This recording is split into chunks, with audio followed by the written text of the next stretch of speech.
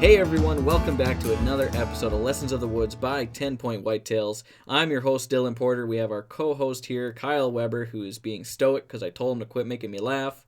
And we also have our guest, Jared Dalton with Outdoor X Media, back for the second time. And actually not consecutive. We weren't able to record 2 podcasts in a row last time. So he not only did he want to come back, he came back. So, I don't know, we must be doing something right, Kyle, because he's not running away from us. Is he our first return?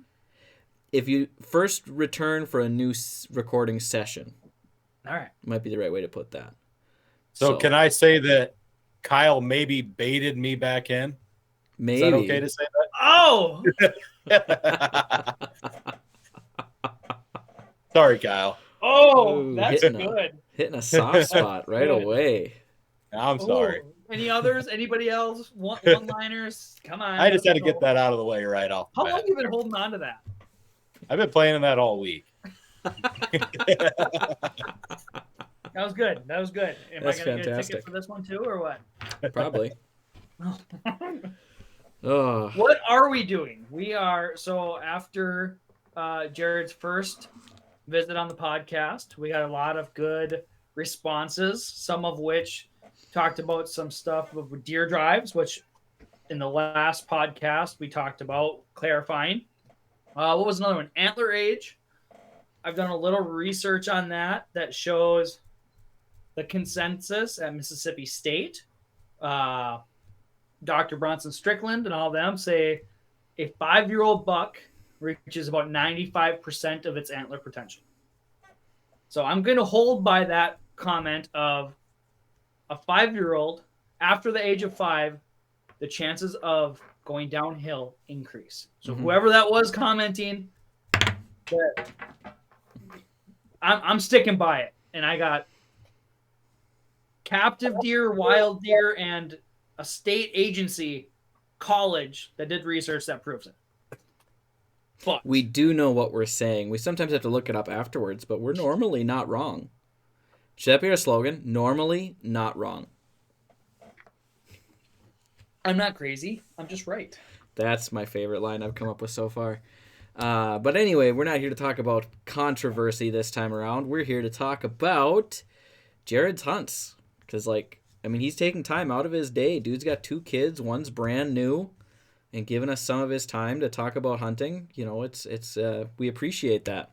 So, we want to talk about Lucky 7, I think, we're going to go a little bit in-depth. I know we've mentioned him a couple of times last time, but we got a few questions from some of our more vocal listeners wondering more details. How, what, why, when, where, geographical location, maybe give us the coordinates, Yep. Some of that stuff. What bait he was over when you shot him. Yeah. You would know, Kyle, right? Oh! But okay. Let's give us a hunt breakdown. What was the first trail camera photo of Lucky 7? It's Lucky 7, right? It's not Hollywood or. And I guess I can kind of go about how he got that name and everything too. There is a meaning behind his name and how he came up with that. Sure. We'll start from the very beginning and tell us. Okay. Well, I'm just going to go ahead and start with these sheds. So this is what I thought was his 3.5-year-old set, which you can see here. Mm-hmm. To me, a nice, impressive 3-year-old deer. Thought he had a lot of potential. We had bigger bucks on the farm that year we were hunting. He showed up on the farm. I mean, almost every time I was out hunting, or my stepdad, he also hunts the farm with me, was out hunting. I mean, we seen him all the time. He was just one of those bucks. Your typical 3.5-year-old buck running the farm, up moving during daylight. We seen him all the time. So that year, he actually during right around rut time, he ended up injuring his front leg. So this is how we I know it's the same deer through all these sheds and the kill buck. I think he ended up breaking his front leg. I can't verify that, but he didn't use it rest of the year. And he really had these white socks on his front legs. His legs were really white. So it was very distinctive. He'd stand out. So going into the next year, obviously he made a huge jump. To me, it was a crazy jump from 3 to 4, but like Dylan, how you brought up, they usually, can throw some inches on here. So wow. this is how he got his lucky 7, because he's a 7-point typical on this side. So that's how he got his name with that. What did that first set score approximately? Honestly, it's probably upper 120s, maybe 130-inch deer. And what was his 4-year-old set? This set, these were professionally scored up at the Deer Classic. This was a 73-inch side, and this was an 81-inch side. So that put him at just over 170 inches if you include a spread. So he made a 40-inch jump, if you want to say. So big jump. Once again, at first when I started getting pictures of him, I wasn't sure it was the same deer, but after I could see he had that limp with that leg, and then he had those white socks on his legs. And honestly, if you look here, let me grab a shed, kind of show you for comparison. That's what I say. It's hard to tell, but you can really, if you see them in person, it's a lot easier to tell that it's the same. Yeah, I mean the main beam curvature is identical, and the angle of tines. Got a kicker right off the brow. Yeah, he so jumped big. Yeah. And just even the pedicles, you could see like the indents in there. I don't know, it's hard to see. There's blood on them. I found them fresh, but yeah. So we knew it was the same deer, and obviously, I knew he was only a 4-year-old that year or this year, which to me I was passing because I had a bigger buck on the farm that I was after. The buck I called King, which we kind of touched base on the last podcast. So he was my main target going into the year, but this buck I was gonna let go. I can't say the same for everyone else that was on the farm, and I guess this is another reason why he got his name. If you watch our video on YouTube, my stepdad had actually shot him at 20 yards in the shoulder, and I mean we thought he smoked him. We went back and watched the footage. You can see that arrow hit his shoulder, and it was either one of those shots where it snuck through and hit his heart, and he was going to go 50 yards and die, or he was going to survive, and ended up living that. So we were very shocked and kind of felt bad about it because it was the opposite leg that he had already broke. So That's hard on this guy's front legs. Jeepers. Yeah. So, going in the shed season, when I picked those up, we were really happy. Like we still had pictures of him after the shot, but it was very minimal. I don't think he was up moving around, as much as he was. And, but anyway, so this deer, I mean, he lived in a very, I want to say like a tight core area. He lived on our north side of our farm, which is only 80 acres over there. And I mean, he stuck to his pattern, if you want to say. He had a very good routine, but we also weren't in there pressuring him. We weren't in there driving 4-wheelers around or just in there putting any pressure on him. We had our cameras in there watching him, and watching him during the summer coming out to this hayfield. I kind of knew where he was feeding, and I had a very good idea where he was bedding at. So going into this season, obviously we started getting pictures of him, and it was obvious that it was this buck. He's got that 7-point typical side again.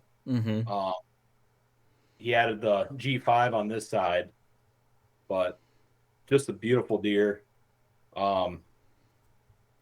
Starting this season, we were getting all kinds of pictures of him coming out to this hayfield, and kind of our plan with this was to get cameras where we knew he was last year, so we kind of plan our attack going into the season.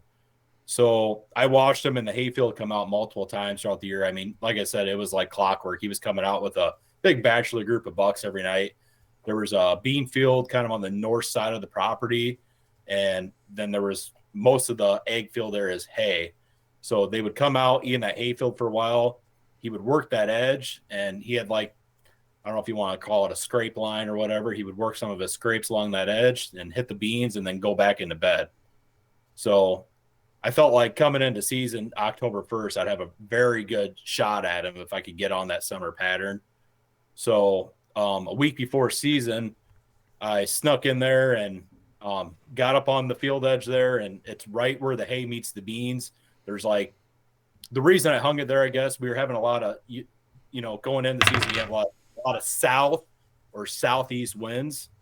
So my idea with that was I was going to have this wind blow down this fence line where I know they wouldn't jump. So, because he was always coming out to that field with the wind in his face. So I had to hunt his wind, but I also had to set this stand, where he's not going to catch my wind. So it was the perfect tree for that, I thought. And I mean, I can give you guys some pictures where he was running this, almost on a daily basis. So it was just getting in there, getting undetected. And it was a very good access. It was just walking across the hayfield. So anyway, so going into October 1st, I got set up in that tree, and he came out that night, but he actually came out, I would say 80 yards away, farther down the fence. It was perfect. Everything he was doing before, and he ended up working my way after dark. So I just was in the right spot, just not enough time, if you know what I mean. Mm-hmm. So, like I said, there was a big bachelor group of bucks coming out there. There's probably 10 different bucks coming out to that field every night. And I had a few of them come by me, and then there's another smaller group with him in it that came out farther. And I got all kinds of good footage of it, of them out there feeding and stuff. So it was really cool and just kind of reassuring being out there in the tree stand and seeing him come out to that field. What's interesting up until this point, he was 4 years old at 170 some inches, and you were passing him because of a bigger buck. So right there, that's crazy. Yeah. But what's interesting is that the harvest rack isn't deformed, and he kept and grew, right? He gained a couple inches from 4 to 5, correct? Well, so yeah, his overall score went up probably 5-6 inches, but he actually lost on that bigger side. He lost maybe a few inches, which it's kind of weird to me, but it could have also been caused from that injury the year before of getting shot in the shoulder. It's kind of what we were thinking, but we were very shocked with how his rack turned out after being injured like that. And we had a whole podcast about antler injury and how that can be affected. So the fact that he didn't come in substantially smaller, what it says to me is that the injury or the shot, which is sad, but it was inadequate. Like, it didn't do any damage. Probably some tissue and probably bruised and messed him up a little bit, but it wasn't life-threatening or significant in any way. So it's probably as good of a miss without missing, to allow him to recoup relatively quickly. He shed. Did you find those sheds fresh? Yes, so we had them on camera. I picked them up within a week of them dropping them. We stayed out of there until he dropped. Was it during normal shedding season? Yeah, I think it was like mid-February. So, just typical time, I guess. So I have a deer that got injured, and I would say it's a significant injury.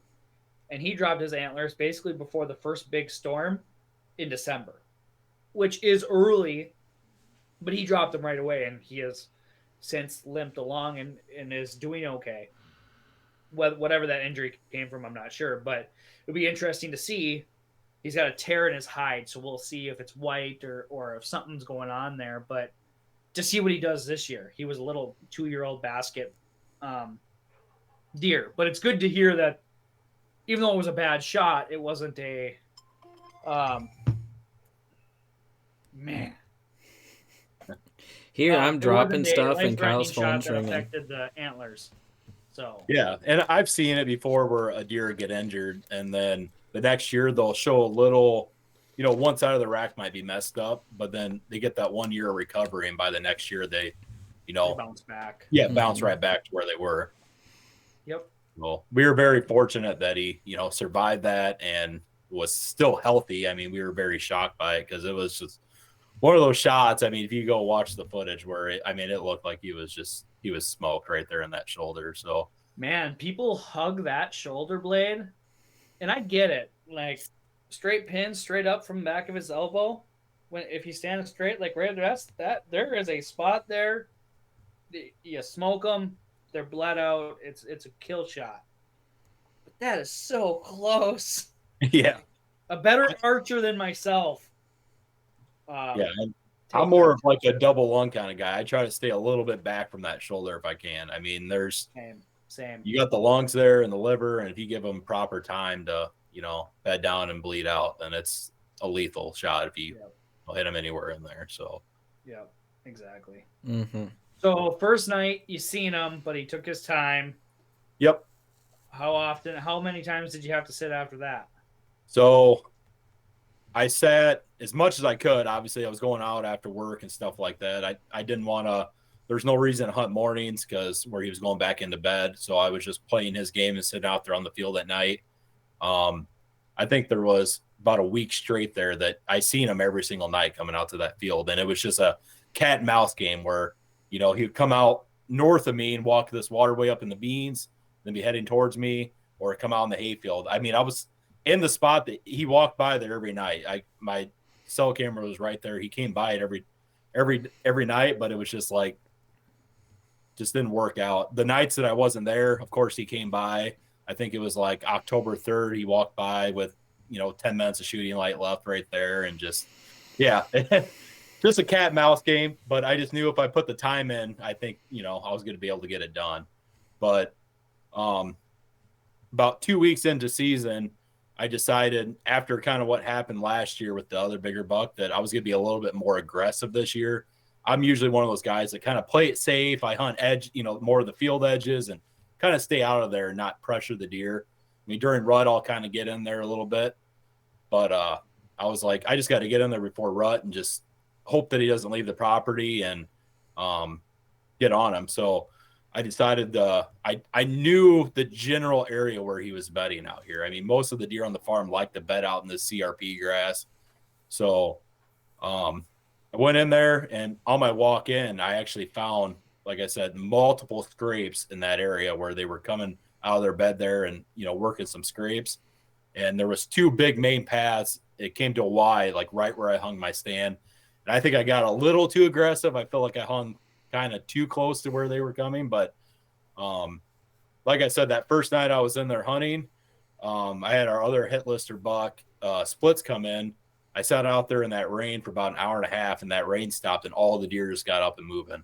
And he came right to the base of my tree. He made a big scrape underneath my tree stand and then worked away. And honestly, I was going to shoot him, but he walked directly at me and then made that scrape. And then he kind of walked, I would say, quartering away from me, but more on the edge, so I couldn't sneak an arrow in there on him. So, and I'm usually pretty big about not forcing the shot if the shot ain't right. I mean, I'm fortunate to have the farm I do, so it's not like public ground where you got to just, you see a good buck, you got to take your chances when you can. But I just knew I'm not going to force anything. I've lost plenty of deer in the past over shots and stuff like that. So the last, I'd say 5-6 years, I've just matured with what I'm doing and just more responsible about that. But anyways, that takes some credit to northern Wisconsin public land. It's shoot and deal with it later, and then shoot again and shoot again and then shoot again. So to have a shooter buck or a hit lister within range, but go, wait, he's gonna give us another opportunity. We're gonna have another chance at him. If you shoot, you're forcing the hand. You're making it now. This is what happens. Dillan's a very big advocate, especially at the deer farm, of a good shot. I've wanted to shoot deer 4 or 5 times and waited for Dillan to give me the yes sir. So, well, that takes some credit and that takes some maturity, like you said, as far as waiting. So, how big is Splits? I think he's probably only 150-inch deer. He's nothing. He's a good 10-point frame, and he's got split brow tines. So only. Yeah. Okay. Sorry. I mean, he's a very good, respectful buck. And how old is he? I was thinking he was maybe a 5-year-old this year too. Okay. We got other sheds off of him and stuff too. So kind of building up. It? What now? And he made it? He made it, and we have not found his sheds yet, but I have not been out much, so I'm hoping we can pick his sheds up and kind of continue the story going into this year with him. And then he's the target. Yep, he's going to be the main target this year, and who knows what else might show up on the farm too. Very so cool. Very cool. Hopefully some of these other good bucks we've passed, kind of blow up to something good too as a 5. So, but yeah, then so going into the next day with hunting Lucky 7, I got back in that same stand the next day, and I guess digging into this more too, my access into this stand, I'm parking up by the farmer's house, and there's an old logging path that cuts in through this timber, and I'm basically walking through there, and the timber's thick, but a lot of the deer don't bed in this part of the timber. I want to say it's more up by the gravel road. And I kind of walk in through there, and with this, I have a southwest wind. So my wind's blowing out to the field. So I'm not really worried about any deer smelling me, and my access through there, it's thick cover. I might jump a couple deer walking in, but where it's at, I think it's, pretty solid access to get in and out of there, is the reason I picked that location. Is it low, like a creek bottom, or are you just kind of flat? It's more of a flat ground, where this is at. But it's just a really thick, dense timber there. Like I said, it's like a logging path, so there's a lot of just trees and brush around that path that we've cut off over the years.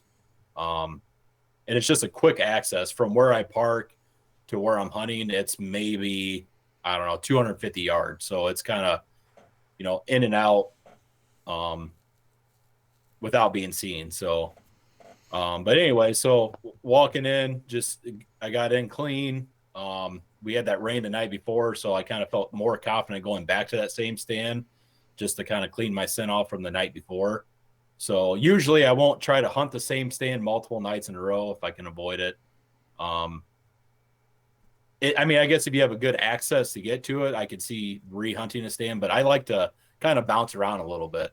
So I've been using like a mobile setup the last couple of years, which I think has been a big game changer for me, to be honest with you. So I do have set stands on the property, but we have box blinds and stuff too, but just be able to kind of see where those deer are moving and taking that mobile setup and kind of surprising them, I think is a really, big key element on that.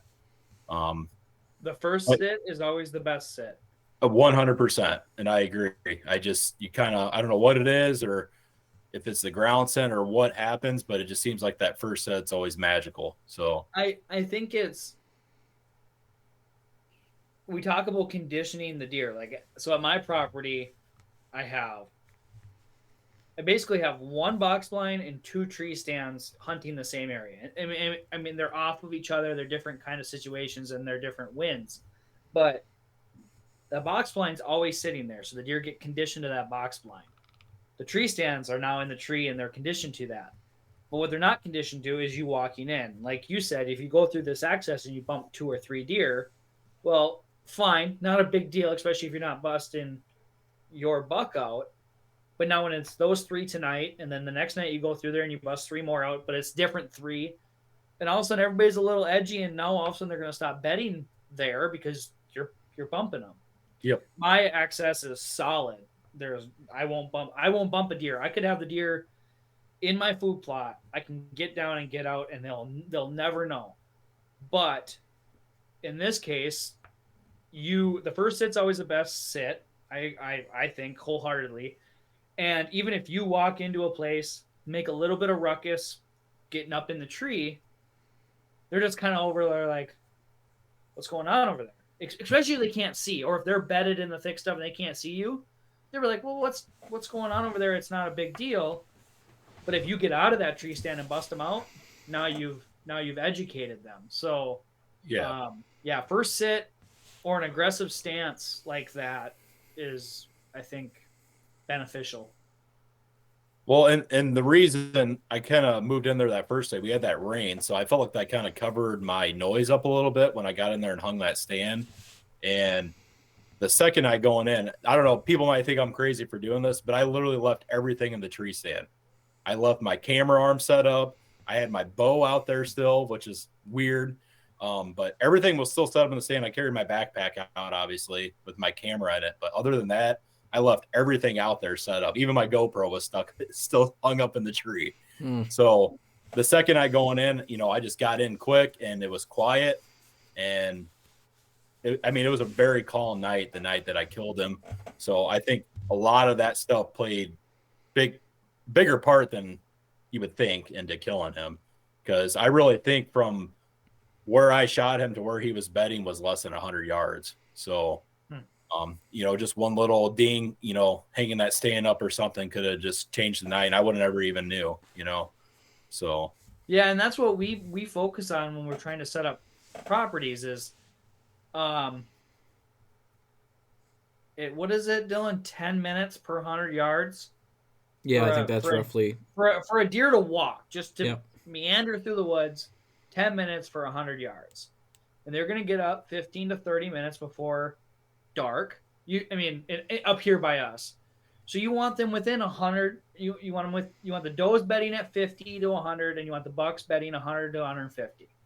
That's going to put them in, hopefully, if they get up early with plenty of time before shooting hours. So when we set it up, we're shooting for that 100-yard mark. But what we try to create or do create is rock solid access for that reason. They can be within 100 yards. We just can't see them. We're as close as we possibly can to their bedding without bumping them, because you won't see them. They'll bump on the other side of the bedding and get out of dodge.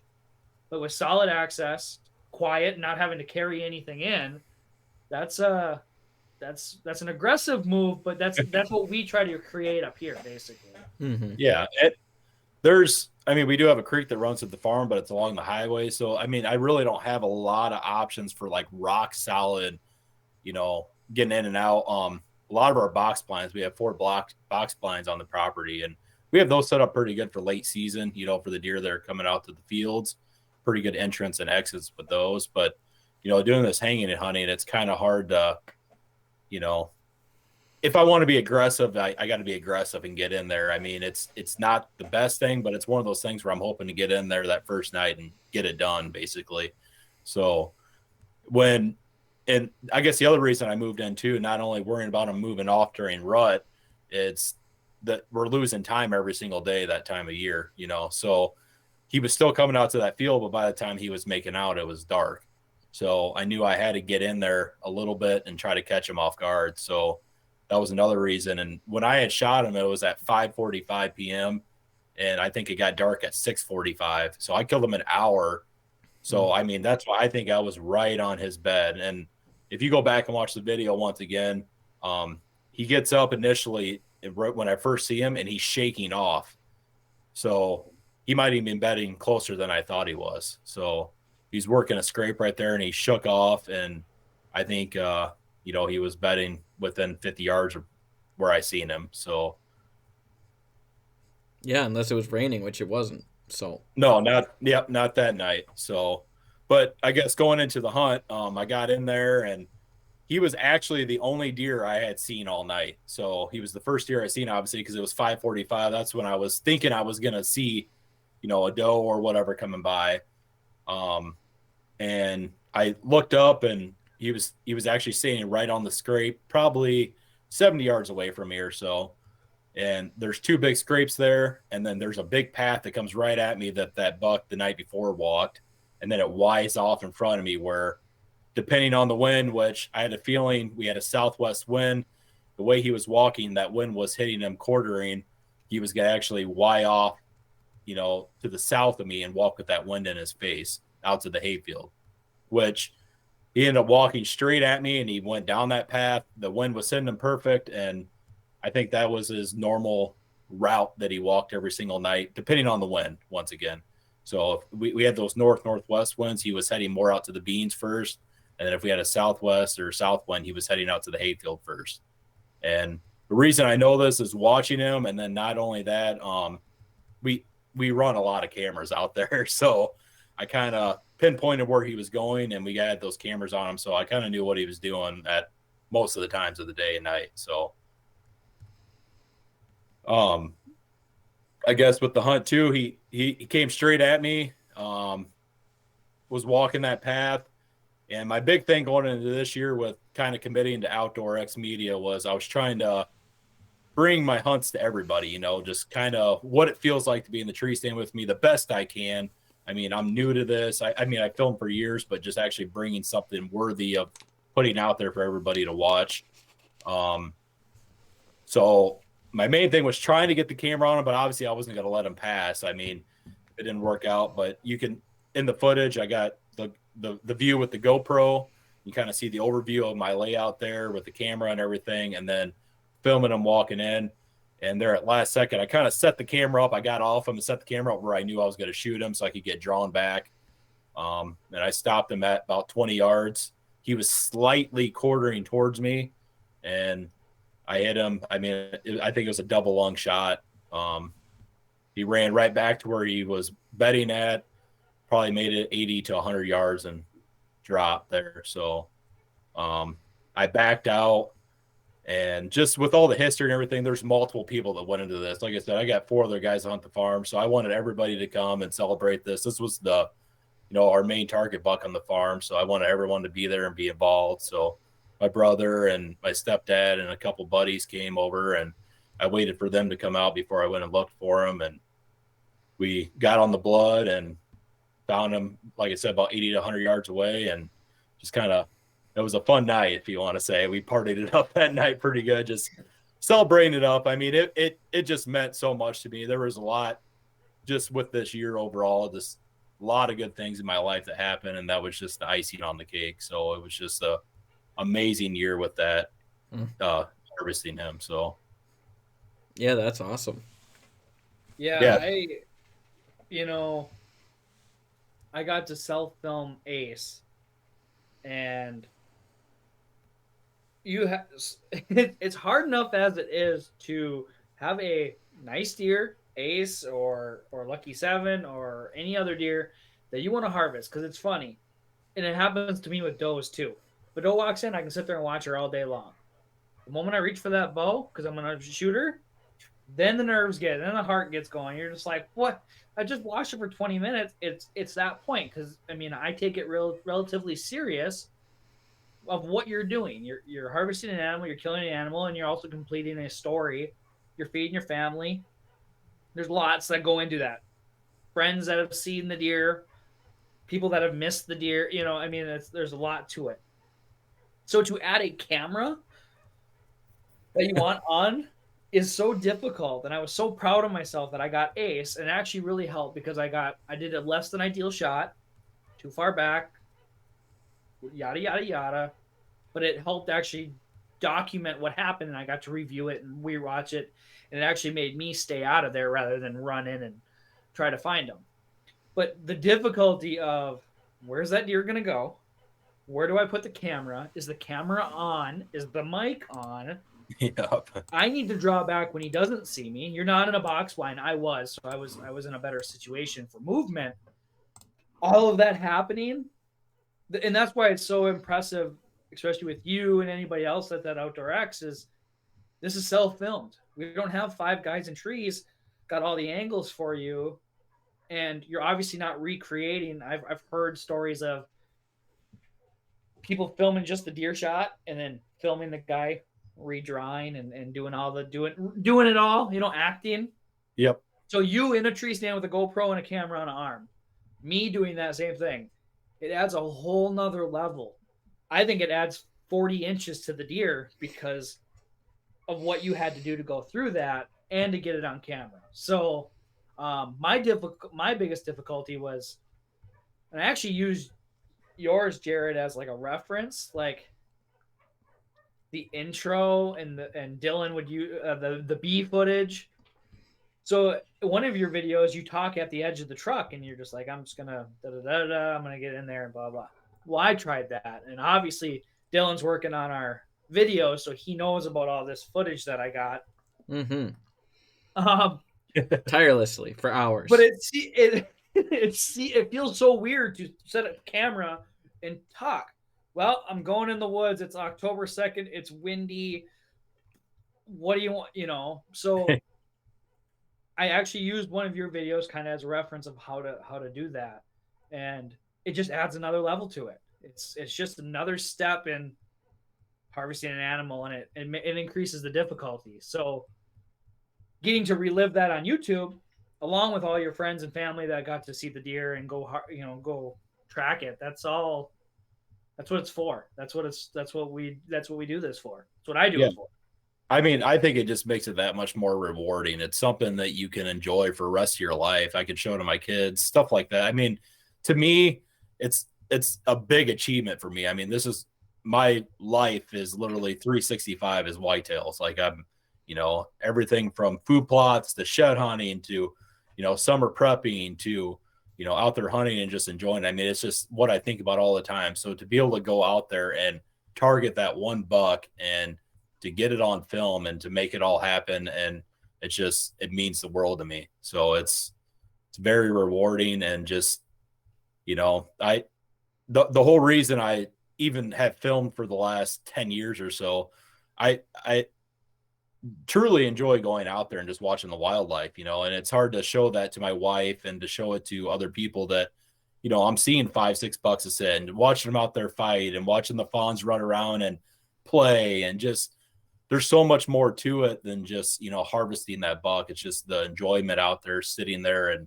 watching and just taking it all in. So be able to put it all on film, it's a whole next level. And I don't know, I love it. So, and then just actually filming a hunt from beginning to end, and just, there's so much more to that hunt than you even see it online. Just a lot more backstory and a lot more, so much stuff to it, to just make it a 30-minute video on YouTube and make it all come together. But it's an amazing story. And I mean, I've been hunting that deer since my daughter's been alive. So it's just one of those things where, I don't know, it's knowing that I'm going into this year and like, he's not on that farm to hunt. It's like, it's rewarding that I had harvested him, but it's just like, I don't have that as big a drive, like knowing that he's not there to hunt. Like there's other good bucks on the farm, but there's certain deer that do this to me. I mean, I've killed lots of good deer, but there's a few over the years that it's like you get attached to them, and just that drive to find them and hunt them and everything gives you that extra fire inside, and he was one of those bucks that did it for me. And when they get you, and when they got your card, and they trick you, or they avoid you, and they're better than you, and they don't even know it. They don't even know what they're not going out there going, there he is, see ya. But there's this relationship, this love-hate. Ace is by far not my biggest deer, but it was the first buck I got to see in velvet on the land and go, that deer, I'm going to shoot that deer. And then to have it, and I'm sitting at home in my trail camera, boom, he's there an hour before dark, and I'm mad. And the next time I'm home, and because we got a family thing, and I hope she doesn't watch this. And the camera goes off, and he's there, and it's just like, he's beating me. But then you start looking at that information, and you go, why? Why is he in today? Oh, north wind or so, whatever it was. And you're like, okay, why is he coming in here now? Oh, he's coming from the east. Okay, so all of a sudden you start stacking this information on each other, and you start to figure out who this deer is. And you're saying you had a routine with Lucky 7. Ace was the same way. And I'm like, the one time I had a migraine, which was accurate with the 2 times before, and I'm like, I'm going to shoot him tonight. And I did. And I walked in and filmed it. We got a shot. The next day I had my hands on him, and my brother so to get Ace, my brother came out, my nephew came out, my niece came out, and my son came out. We all did it. When Dillan I'm sure he's almost done with the hunt, he's gonna see my niece Taylor is filming. Now it's probably like ground, sky, but I don't know, Dylan, what is it? Yeah, something like that, yeah. Sorry. But it is rewarding, and it's a great thing. And whether the antlers are this big, or if they're trophy size, or whatever people consider a trophy, I think the enjoyment is still there. And if you lose that rush with or relationship with a deer, pick up golf, man, because hunting isn't easy. Hunting is, and it takes 365. Dillan was 365 with deer for years, and now he's kind of getting back into it. I myself, 365 today. I was like, man, I should get up there on the food plot. Man, I should go take a picture. I should see how my trees are doing. Should I order some apple trees? Should I order some more chestnut trees? What am I going to plant? A buddy, David, I talking to him about food plots. He goes, well, what are you going to do? I'm like, as of today, this is my plan. Now we got another month of winter, so I'm not getting excited, but I'm thinking about it. You know, it's in here. 365, it's in here. So, and I think that's why we do it. So, yeah. So another cool thing too to bring up, I got this big overhead map of our property, and I usually have everything marked out, like my trail cameras and just, the overlay of the farm. So this year I actually took that map and dedicated it just to Lucky 7. So I literally, where I had to pick the sheds up, every picture I got of him, I marked on there the time, every reason why he was there, his pattern, everything that I knew about him. And the reason I knew to hang that stand where I hung it, everything met at that point. Like everything came together. He's walking back this way on this camera. I'd get him here. Well, okay, I know he's coming from here, but everything kind of met at this point. And you usually look at your trail cam picture on your phone or whatever, and you might not put all that together, but laying it all out on a map like that and just seeing it like that, I'm like, it almost made sense. It was like X marks the spot. Like, you need a hunt here. And obviously it paid off. So, well, and I don't know about how you do it, but I move my cameras all the time for the most part. If I can get in there and move them, I'll move them 20 feet, 50 feet, all over the place. With Ace, I put 2 cameras on the food plot, and basically the 2 ways you can get up onto that food plot. And I kept realizing picture from the left, then the picture from the west, then the east. The next time west, then the east. So he was always coming from the west and going to the east. So I knew if he's coming in here, he's going to come from the left. He never came from the east to the west. Now there's 2 cameras there's 2 cameras in the same spot. So sorry. That's right. There's 2 cameras in the same spot, but they're both telling 2 totally different stories. And that helps. And what kind of map do you use? So the map that I got is actually from I think it's Northwood's map. Sure. I actually got it from the guy maybe 5-6 years ago. He came down and made one for me at the Iowa Deer Classic. I actually did Hunt Terra, and the only problem I had with Hunt Terra, I got a couple maps for it, which was good, but all the stuff I've done since, a couple trails that I've cleared out, the food plot I built, the other food plot I added, the micro plot that I put in, the maps weren't accurate, or I knew where it was, but the map didn't show it. And I just noticed that Google Maps and Tacticam updated their map. So now I can see my food plot. The food plot's on the map now. So probably this next year, after we do this year's worth of, I'm going to do some stuff, food plot, blah, blah, blah. I'll probably order them new maps and actually have the updated look. So, but they're really handy. And I love that you laid it all out there, because once you take that information of this deer, you get their personality, you get who they are, which way they're going, left, right, north, south. You realize if you've missed them by an hour, if you got out at 5 and they came walking through at 6, you're like, ugh. You realize you've got to get closer. I had a buck, which was my lucky 7, oddly enough. He scored, what is your score? He scored 176 and 3/8. Okay, mine scored 76 and 3/8. So only 100-inch difference, no big deal. Yeah, but he was actually, the taxidermist kind of aged his teeth, and they put him at about 5.5 years old. But he was just a dinky, massy deer, but just dinky. He kept coming in at dark, and legal shooting hours, you can't shoot him. And I couldn't beat him, but he knew I was there, or he knew when to come out. I could watch him get up out of his bed, and he'd take his time, and he'd walk in, get about 40 or 50 yards away on a ridge, and I'd see his head go side to side behind the ridge. Now it's dark, and then he'd walk in to my bait pile, because you can bait 2 gallons. So whoever's listening, boo.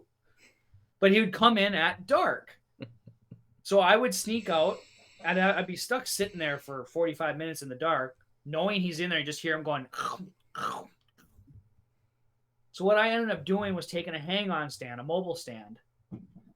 I walked past my blind, walked past my bait pile, because I can do that. I went 20 yards up the ridge and I climbed the closest tree. And I sat there that night. And first sit's your best sit.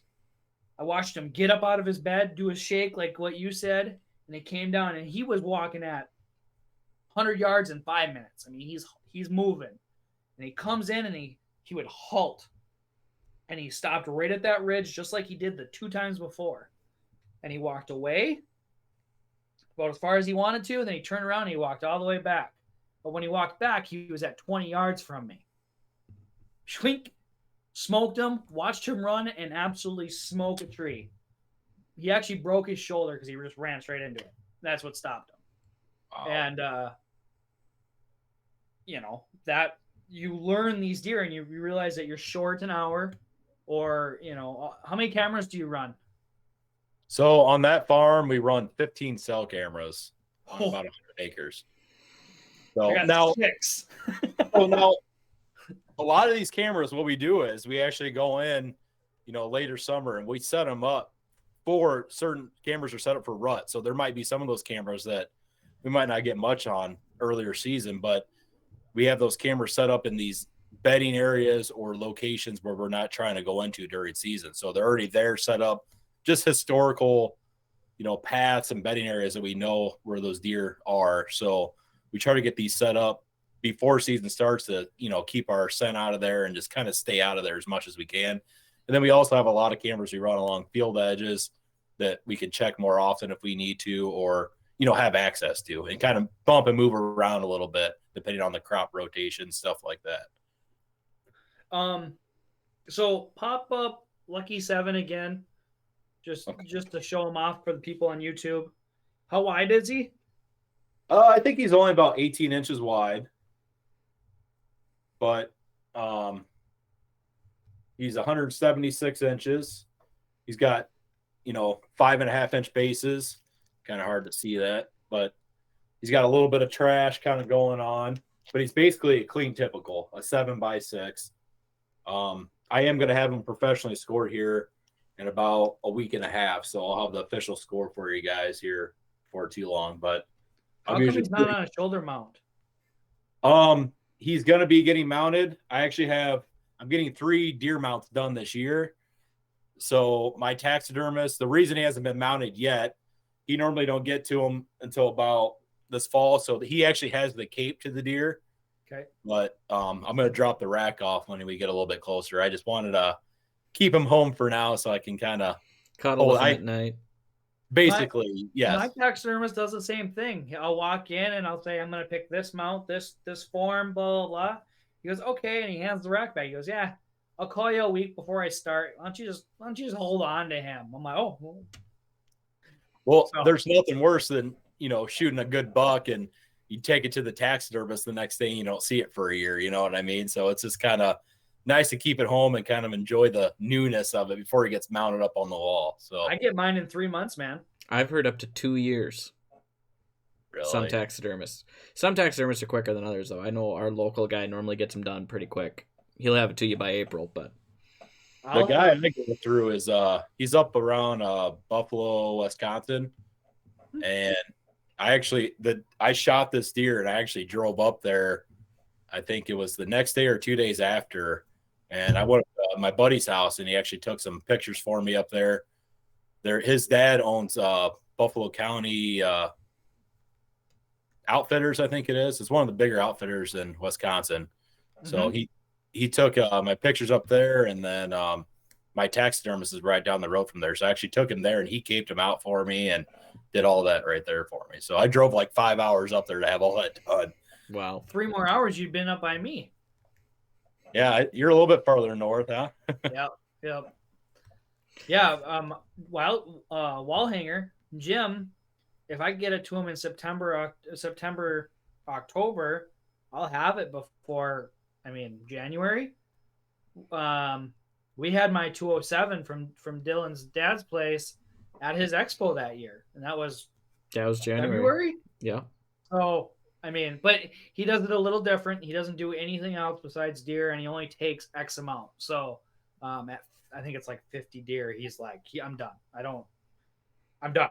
Send you on your way. So, yeah, my taxidermist, he used to take about 6 months, but now he took on doing bears now, and he's blew up the last, I don't know, few years where he takes, I don't even know how many deer he does a year, to be honest with you, but he does such great work. I wouldn't care if it took him 2 years to do it. I mean, he does such a great job. So I'll continue to go to him for a long time.